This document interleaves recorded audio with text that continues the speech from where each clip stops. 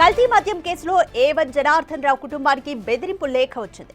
₹1 కోటి ఇచ్చి case settle చేసుకోవాలని జనార్దన్ కుటుంబ సభ్యులకు లేఖ ఇచ్చారు కొందరు ఆగంతకులు.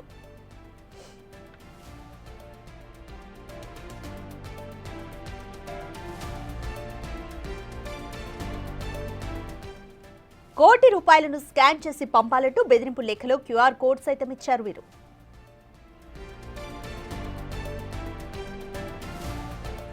లేఖతో పాటు పలు వివరాలను ఎక్సైజ్ కోర్టుకు సమర్పించారు జనార్దన్ తరపు న్యాయవాది రవీంద్రారెడ్డి. సర్చ్ వారెంట్ లేకుండా ఇటీవల ఎక్సైజ్ అధికారులు తమ ఇంటికి వచ్చి లేఖతో పాటు పలు గ్యాడ్జెట్లను స్వాధీనం చేసుకున్నట్లు కోర్టుకు తెలిపారు జనార్దన్ రావు తరపు లాయర్. ఇక నకిలీ మద్యం కేసులో నకిలీ లేబుల్స్ ను తయారు చేసిన నిందితుడిని పోలీసులు అరెస్ట్ చేశారు. మొత్తం 4 నిందితుల కస్టడీ కోరుతూ పిటిషన్ వేశారు అధికారులు. మోర్ డీటెయిల్స్ మా ప్రతినిధి శివ అందిస్తారు. శివ, నకిలీ మద్యం కేసుకి సంబంధించి జనార్దన్ రావుకు బెదిరింపు లేఖ వచ్చినట్లుగా తెలుస్తుంది. ఎవరు రాశారు, అసలు ఏముంది ఆ లేఖలో? ఏమైనా పోలీసులు వివరాలు ఇప్పటి వరకు ఏం చెప్పారు? అలాగే జనార్దన్ తరపు న్యాయవాది కూడా ఎటువంటి వివరాలు కోర్టుకు సమర్పించారు?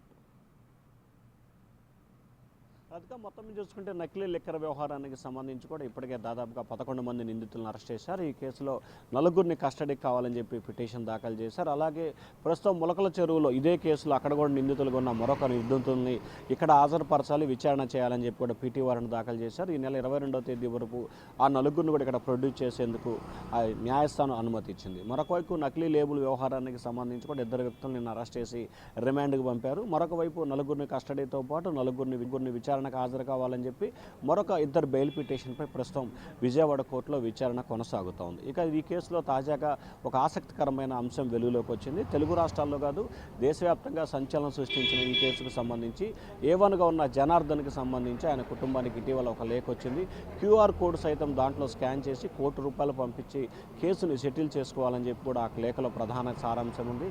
మీరు పలు అక్రమాలకు పాల్పడ్డారు, గత కొన్ని సంవత్సరాలుగా నకిలీ మద్యం వ్యాపారం చేస్తూ ₹100 కోట్ల సంపాదించారు, తమకు ₹1 కోటి ఇవ్వాలని చెప్పి, అలాగే వెంటనే స్కాన్ చేసి పంపాలి, లేకపోతే మాత్రం ఇంకా దీనికి సంబంధించి తమ వద్ద ఉన్న ఆధారాలు సాక్ష్యాలన్నింటినీ కూడా పోలీసులకు ఇస్తామని చెప్పి ఆ లేఖలో సారాంశం ఉన్నట్లు కూడా తెలుస్తోంది. అయితే ఈ అంశానికి సంబంధించి కూడా జనార్దన్ రావు తరపు న్యాయవాది రవీంద్రారెడ్డి నిన్న విజయవాడ న్యాయస్థానంలో పిటిషన్ దాఖలు చేశారు. పోలీసులు, ఎక్సైజ్ శాఖ అధికారులు ఏమాత్రం కూడా అనుమతి లేకుండా జనార్దన్ రావు ఆయన సోదరుడి ఇంట్లో సోదాలు నిర్వహించి పలు కీలకమైన పత్రాలను స్వాధీనం చేసుకున్నారు. దీనిపై చర్యలు తీసుకోవాలి. అలాగే ఒక ఆగంతకుడు లేఖ ఇచ్చారు, ఆ లేఖలో బెదిరింపులకు పాల్పడుతూ లేఖ ఉందని చెప్పి న్యాయస్థానం దృష్టికి తీసుకువెళ్లారు. ఈ అంశానికి సంబంధించి ఈరోజు న్యాయస్థానం ఒక నిర్ణయం తీసుకొని పోలీసులకు విచారణకు ఆదేశించే అవకాశాలు కనిపిస్తున్నాయి. ఎందుకంటే ఈ కేసు ప్రస్తుతం విచారణ దశలో అంటే న్యాయస్థానం పరిధిలో ఉంది కాబట్టి వారు విడిగా కేసు పెట్టడానికి కూడా నిరాకరించినట్లు కూడా తెలుస్తూ ఉంది. న్యాయస్థానం డైరెక్షన్ ప్రకారం న్యాయస్థానం చెప్పిన సూచనలకు అనుగుణంగా చేసుకొని పోలీసులకు ఫిర్యాదు చేయాలని చెప్పి వారు నిర్ణయం తీసుకుని, లేకపోతే వీరిని పోలీసులకు ఫిర్యాదు చేయమంటుందా, లేకపోతే డైరెక్టర్ న్యాయస్థానం ఈ కేసును విచారణ చేయమని చెప్పి ఇబ్రహీంపట్నం పోలీసులకు ఆదేశాలు జారీ చేస్తుందనే దానికి సంబంధించి ఇవాళ రేపట్లో క్లారిటీ వచ్చే అవకాశం కనిపిస్తోంది. మరొక వైపు ఈ లేఖ ఎవరు రాశారో ఏంటి అనే దానికి సంబంధించి అధికారులు నిగ్గుచాలని చెప్పి కూడా ఆయన తరపు న్యాయవాది డిమాండ్ చేస్తూ ఉన్నారు. ఇదే అంశాన్ని తాము న్యాయస్థానం దృష్టికి తీసుకెళ్లాం, అవసరమైతే ఈ అంశానికి సంబంధించి మరొక పిటిషన్ వేసి విచారణ నిర్వహించేందుకు న్యాయస్థానం అనుమతి ఇవ్వాలని కోరుతూ కూడా ఈరోజు ఇంకో పిటిషన్ దాఖలు చేస్తామని చెప్పి న్యాయవాది అయితే చెప్తున్న పరిస్థితి కనిపిస్తూ ఉంది. రాధిక.